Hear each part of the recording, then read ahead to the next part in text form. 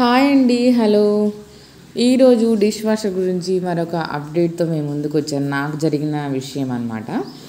Dish washer on చేయంగానే on కావట్లేదు. ఇప్పుడు చూడండి, మొత్తము సోప్ అది ట్యాబ్లెట్ వేసేసి మొత్తం సెట్ చేసేసి ఆన్ చేస్తే ఆన్ అవ్వట్లేదు. స్విచ్ చేసి ఉంది, ఎంత ఆన్ చేసినా ఆన్ కావట్లేదు. అసలు ఒకేసారి డిష్ వాషర్ ఏం పాడైందని బెంబేలు ఎత్తిపోయినా. అది నేను చెక్ చేసి ఆ ప్లగ్ చెక్ చేసి అవన్నీ నేను ఆలోచించలేదన్నమాట.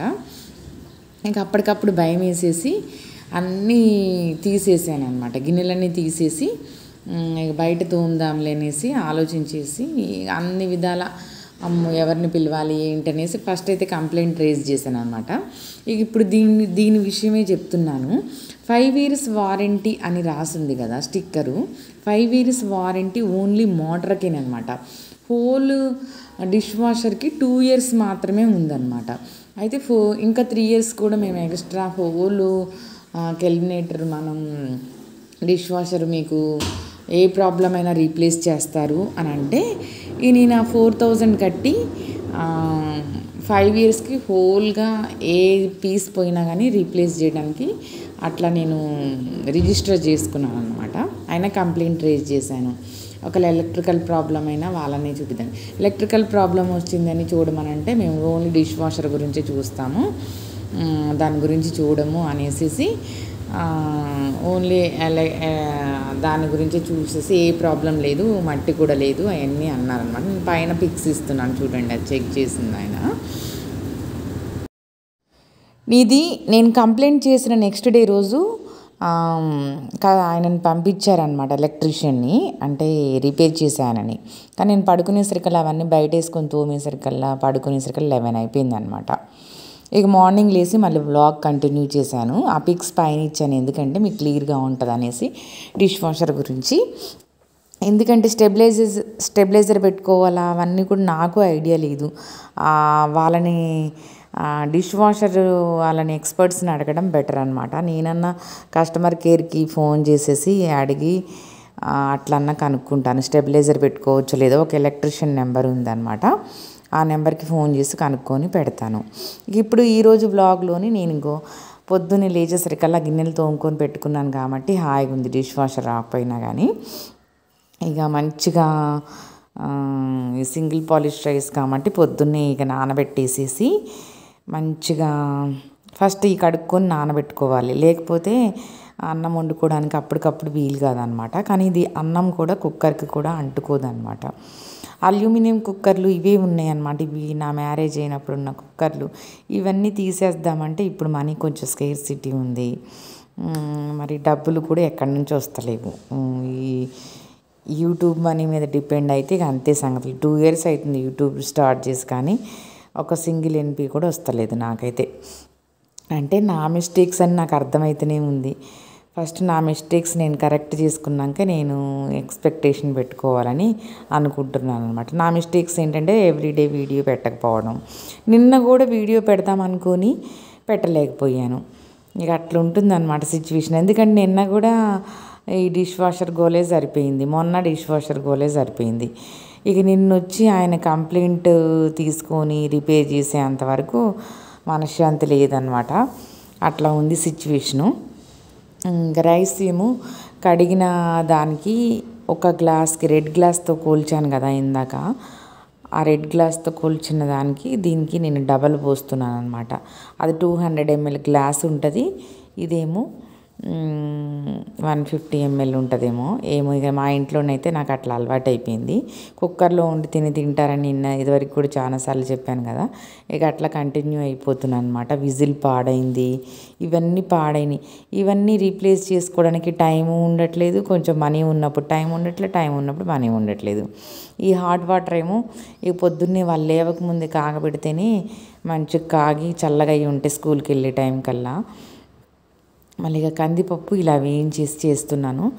కందిపప్పులోని మంచి ప్రోటీన్స్, విటమిన్స్ అన్నీ ఉంటాయని చెప్తూ ఉంటారు కదా. ఎవ్రీడే ఇస్తే కూడా మంచిదని అంటూ ఉంటారు డాక్టర్స్ కూడా, పప్పు ఇవ్వమని అంటూ ఉంటారు.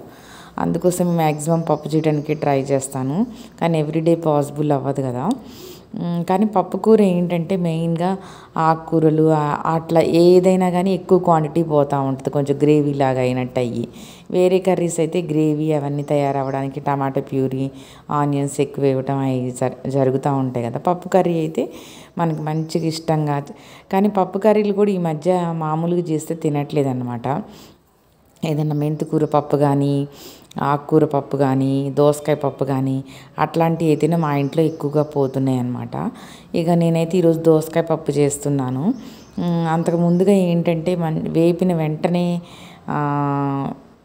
వేపిన వెంటనే నీళ్ళు పోసేస్తే కూడా మళ్ళీ అది ఉడకదు, గట్టి గట్టిగా అయ్యి. కొంచెం చల్లగా అయినాక ఇట్లా ఒకసారి కడుక్కొని దాంట్లో నీళ్ళు పోసుకొని నానబెట్టుకుంటే మంచిది. ఇట్లా కడుక్కునేటప్పుడు కూడా నేను ఆ గిన్నెల్లో వేస్తున్నాను, ఎందుకంటే ఆ తేలినవి కూడా అక్కడ స్టెయిన్ చేస్తే మళ్ళీ మనం చేతితో తీయాల్సి వస్తుంది. ఎందుకని ఇట్లా హ్యాండిల్ ఉన్న గంటని బిందెకి పెట్టుకున్న అక్కడేమో దాంట్లో వడపోస్తున్నాను అనమాట. ఎందుకంటే అప్పుడు అడుగుకు ఆగిపోతే స్టెయిన్ చేసేటప్పుడు మనకు ప్రాబ్లం ఉండదు అనమాట. ఇట్లాంటి కొన్ని చిన్న చిన్నవి పాటిస్తే మనశ్శాంతి ఉంటుంది. లేకపోతే సింకులో చెయ్యి పెట్టి తీయాలన్నా, మళ్ళీ అదే చేతితో అన్నం తినాలన్నా అసలు ఒకలాంటి ఏడుపు వచ్చేస్తుంది నాకైతే. ఇక ఉడకబెట్టేటప్పుడు ఏం పప్పుని ఇట్లా కరివేపాకు, కొత్తిమీర, పచ్చిమిర్చి ఈ 3 వేసి ఉడకబెడుతున్నా. ఉప్పు కూడా ఉప్పు వేసేది స్కిప్ అయిపోయింది. ఈ 3 వేసి ఉడకబెట్టడం వల్ల ఆ ఫ్లేవర్ అంతా వాటికి పట్టుకొని టేస్ట్ మంచిగా ఉంటుంది. ఈ కుక్కర్ కూడా చిన్న కుక్కర్ అనమాట. ఇది అంటే 200 grams రైస్ ఉడుకుతుంది అనమాట. అందుకని ఇది నేను ఓన్లీ పప్పు కోసం పెట్టుకున్నా, దీనికేమో రైస్ కోసం పెట్టుకున్నాను అనమాట. కుక్కర్లు 3 యూజ్ చేస్తున్నా. ఈ అల్యూమినియం కుక్కర్లు కూడా అన్నీ కలిపి 10 years కావస్తుంది కుక్కర్స్కి. పొద్దున్నే కూడా ఇవి చూస్తే నాకు హ్యాపీగా ఉంటుంది అనేసి బాల్కనీలో నుంచొని అటు ఇటు దిక్కులు చూసేసి కాస్త మళ్ళీ ఎనర్జీ తెచ్చుకొని మళ్ళీ పని కొనసాగిస్తాను అనమాట. హీటర్ కూడా ముందే ఎందుకు పెడుతున్నానంటే మళ్ళీ వాళ్ళు లేచేసరికల్లా నీళ్ళు కాగుతాయి కదా. రాత్రి ఇవన్నీ ఉతికి పెట్టానమాట. అంటే వాషింగ్ మిషన్లో వేసాయి, వాషింగ్ మిషన్లో చేతి మీద ఉతికి చేతి మీద, అందుకని సందంతా ఫిల్ అయిపోయింది. ఇవన్నీ ఉతుక్కొని పెట్టుకొని మళ్ళీ వాళ్ళకి టవల్స్ రెడీగా పెట్టడం ఇవన్నీ చేస్తున్నాను అనమాట. లేకపోతే నన్ను ఇబ్బంది పెట్టేస్తారనమాట. హీటర్ కూడా ఆ డిష్ వాషర్ దానికి పెట్టేదానికి హీటర్ పెట్టడం వల్ల ఆ ప్లగ్ పాడై దానికి ఒక 400 బొక్క. అందుకని ఈ వాడేటప్పుడు చాలా జాగ్రత్తగా ఉండాలండి. నిజంగా ఆయనకేమో ఫీజు ఒక 250, ఆ బోర్డు ఒక 150. కొంచెం ఆ డిష్ వాషరు దాంట్లోనే చేయొచ్చు కదా, మీరు పని బడల్లో వచ్చారు కదా అంటే మేము ముట్టుకోము అని అన్నాడు అనమాట. అదొక గోల సరిపోయింది నాకు. ఇక ఈరోజంతా అదే బాధతోనే నేను వ్లాగ్ చేశానండి. అంటే ఇది పొద్దున్నే లేవంగలోనే కానీ ఆ హుషారులోనే అన్నం కూర చేసేసి వాళ్ళని తొందరగా పంపించాలనుకున్నాను, కానీ తొందరగా పంపించినాక మాత్రం ఇదొక మనేది అవుతుంది. ఇప్పుడు వీడియో అప్లోడ్ చేద్దామన్న ఆ ప్రెజరే నన్ను ఇది ఇస్తుంది. ప్రశాంతంగా వీడియో కూడా చేయది కావట్లేదు. కానీ మీరు ఇట్లేమి చూసేవాళ్ళు ఇట్లేం బాధపడకండి, కొంచెం నాకు కామెంట్ చేయండి. ఎందుకంటే వీడియో చేయడం వల్ల కూడా నాలో ఉన్న ప్రెజర్ అంతా పోయి హాయిగా ఉంటుంది. అమ్మయ్య ఎవరికన్నా చెప్పాను అన్నట్లుగా హాయిగా అనిపిస్తుంది అనమాట. నా బాధ మీతో చెప్పుకుంటే. Thank you so much YouTube subscribers అందరూ. మీరే నా దగ్గర వాళ్ళు. అందుకోసమే మీకు వీడియోస్ ద్వారా షేర్ చేస్తున్నాను అనమాట. ఇక పప్పునైతే ఒక పక్క ఉడకబెట్టి ఒక పక్క ఏమో దోసకాయలు వేసేసి తాలింపు చేసేస్తున్నాను. ఆవాలు, జీలకర్ర, పచ్చిమిర్చి ఏమి వేయట్లేదు, ఎందుకంటే దాంట్లో పచ్చిమిర్చి వేసాను కాబట్టి. దీంట్లోని 1 మిర్చి ఏదో స్పైసెస్ కోసము ఎండుమిర్చి ఎక్కువ వేసుకున్న, ఉల్లిగడ్డ 3 కలిపేసి తాలింపు చేసేసిన. కరివేపాకు కూడా ఎక్కువ వేయలేదు. ఎల్లిగడ్డనేమో ఇట్లా దంచుకుంటున్నాను. ప్రతి పప్పులోనే వేస్తానమాట. ఎల్లిపాయ అయిపోతే నాకు ఆ ఫ్లేవరు, అంటే నా కోసం కాదు, మా పిల్లలు మంచిగా తినాలనేసి. అందరు మంచిగా తింటేనే కదా నేనైతే ఏ గడ్డి కూర అయినా తింటాను, లేకపోతే అసలు తినకుండా అయినా ఉంటాను. అట్లాంటిది ఉంది. కానీ ఇంట్లో ఉన్నోళ్ళు తినాలంటే వాళ్ళకి టేస్ట్గా చేయాలి కదా, అందుకోసమే ఇక ఇట్లా చేస్తున్నాను అనమాట. ఎల్లిపాయ వేసి మంచిగా ఫ్రై చేసేసినాక దోసకాయ ముక్కలు పెద్దగా కట్ చేసుకున్నవే వేయాలి, లేకపోతే పప్పులోకి మెత్తగా అయిపోతుంది చిన్న ముక్కలు అయితే. పసుపు కూడా మ్యాక్సిమం ఇప్పుడు అందరు తాలింపులోనే వేస్తున్నారు, నేనే కాదు. ఇట్లా పెద్దగా కట్ చేసుకొని ముక్కలు వేసేసుకుంటున్నాను. ఇంకా మీరు కూడా ఏ కర్రీస్ చేస్తారు, మీరు పప్పు ఎలా చేస్తారో కొంచెం చెప్పండి. ఇంకేమన్నా మంచివి ఉన్నా కానీ నాకు సజెస్ట్ చేయండి ఖచ్చితంగా. ఇదైతే మా ఇంట్లో ఫుల్ హిట్ అనమాట. 100కి 100 మార్క్స్ పడతాయి. కొన్ని ఏంటంటే వాళ్ళు డిసైడ్ చేస్తారనమాట, మమ్మీ ఈ కర్రీ బాగుంది, ఈ కర్రీ బాగలేని ఫస్ట్ ముఖం మీదే చెప్పేస్తారు. ఏమోలే మా మమ్మీ ఇంత కష్టపడి చేసింది, కొంచెం కొంచెం బాగలే మమ్మీ అని తినరు. అసలు బాగలేదని నా మొహాన ఊసేస్తారు. తిననందుకు నేను ఇంత కష్టపడ్డా తినలేదే అనేసి బాధ అనమాట. అందుకోసమే కర్రీ చేసేటప్పుడు చాలా శ్రద్ధగా చేయాల్సి వస్తుందన్నమాట. వేరే అన్ని పక్కన పెట్టేసి వాళ్ళని ఊహించుకుంటూ చేయాల్సి వస్తుంది. ఇక తర్వాత దీంట్లోని కొంచెం ఉప్పు వేసుకుంటే మంచిగా ఉడుకుతుంది. ఇక మళ్ళీ కానీ నేను అంత టైం లేక ఉప్పు కారం రెండు ఒకసారి వేసేస్తున్నాను. పొద్దున్నే కదా వాళ్ళు వేసేసరికి కొంచెం ఉప్పు వేసుకొని కొద్దిసేపు అయితే దోసకాయ ముక్కలకి వాటికి పట్టుకుంటుంది. అట్లా చేయడం బెటర్ అనమాట. ఇక ఈ మగ్గినాక పప్పు ఒకసారి చూస్తున్నాను, ఎందుకంటే విజిల్ కూడా జాగ్రత్తగా తీయాలి కదా, కొంచెం అది ఆవిరిపోతుంది అనేసి. ఇది మగ్గేలోపు ఒక పక్కన పప్పు ఉడుకుతూ ఉంటే ఇటు పక్కన చేసుకోవటం అది చాలా ఈజీగా అనిపిస్తుంది అనమాట పప్పు కర్రీ చేయడము. 4 బర్నర్స్ ఉంటే అన్నం ఒకేసారి, పప్పు ఒకేసారి, అన్నీ ఒకటేసారి అవుతాయి. అది కూడా ప్లాన్ చేసుకుంటున్నా. ఇక అది దానికి ఎప్పుడు టైం వస్తుందో ఇట్లా ఉడికిన దానికి కొన్ని వాటర్ పోసి కొంచెం తెరలబెట్టి పెట్టుకున్నాను అనమాట. మళ్ళీ దీంట్లో పోసినాక వాటర్ పోయటం నాకు మంచిగా అనిపించదు. పప్పు మరీ మెత్తగా ఉడికినా కానీ బాగోదన్నమాట. కొంచెం ఇట్లా చేతితో మెదిపేటట్లు ఉడికే విధంగా ఉడికించుకోవాలి దోసకాయ పప్పు, అప్పుడు టేస్ట్ బాగా ఉంటుంది. ఈరోజు ఇలా అనండి. తర్వాత డిష్ వాషర్ మళ్ళీ ఆన్ చేసినాక కూడా చూపిస్తాను, ప్లగ్ పెట్టింది అవన్నీ కూడా. చివరికి ఇట్లా ఆనియన్స్ వేయమని చెప్తా ఉన్నారనమాట మా వాళ్ళే. అంటే మా వాళ్ళు చెప్పినవి నేను వినాలి కదా, అందుకోసమే ఇట్లా ఆనియన్స్ వేసుకుంటే పప్పుచారులోని వాళ్ళకి ఇష్టం అంట.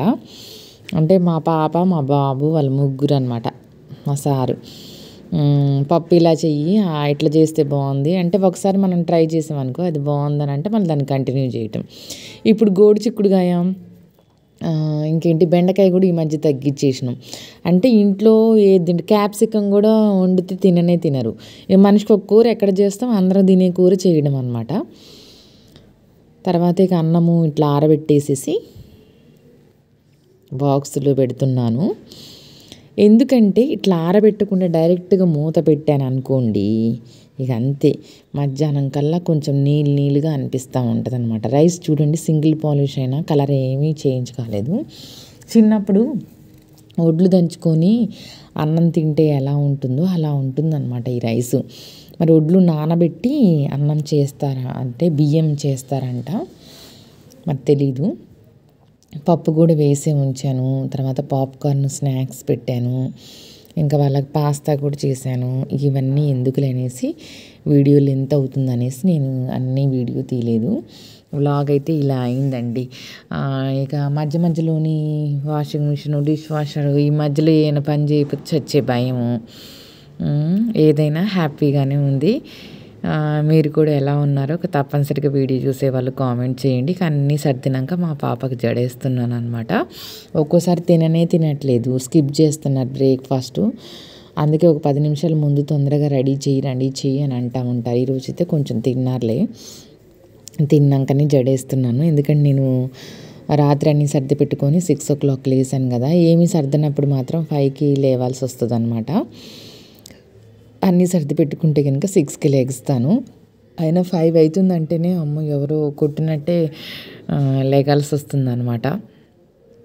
అట్లా హడావుడిగా లేచి ఇక తీరిగ్గా జడేయాలన్నా కానీ తొందరగానే లేగాలి. ఒక్కొక్కసారి అయితే ఉరుకులుగా అటు ఇటు పీకుతూ ఉంటే మమ్మీని వస్తూ ఉంది జుట్టు అట్లా గుంజుకు అని చెప్తూ ఉంటుంది. అయినా హడావుడిగా వేస్తూ ఉంటే నొప్పి లేస్తూ ఉంటుంది అనమాట.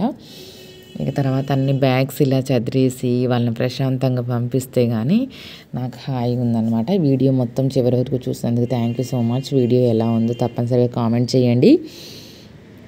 డిష్ వాషర్ గురించి ఇంకా అన్నిటి గురించి అప్డేట్ ఇస్తాను. ఇంకా దేని గురించి మాట్లాడాలో కూడా నాకు చెప్పండి. ఇంకా దేని గురించి వీడియోస్ చేయాలో కూడా చెప్పండి. ఒక సిస్టర్ చెప్తుంది కదా రోజు వీడియోస్ పెట్టండి అనేసి. Thank you so much sister. God bless you all. ఇంకేమనాలో నాకు అర్థం కావట్లేదు. బాయ్. నా ఛానల్ సబ్స్క్రైబ్ చేసుకోండి, తప్పనిసరిగా లైక్ చేయండి, షేర్ చేయండి, కామెంట్ చేయండి. కొత్తగా చూస్తున్న వాళ్ళైతే తప్పనిసరిగా సబ్స్క్రైబ్ చేసుకోండి. బాయ్.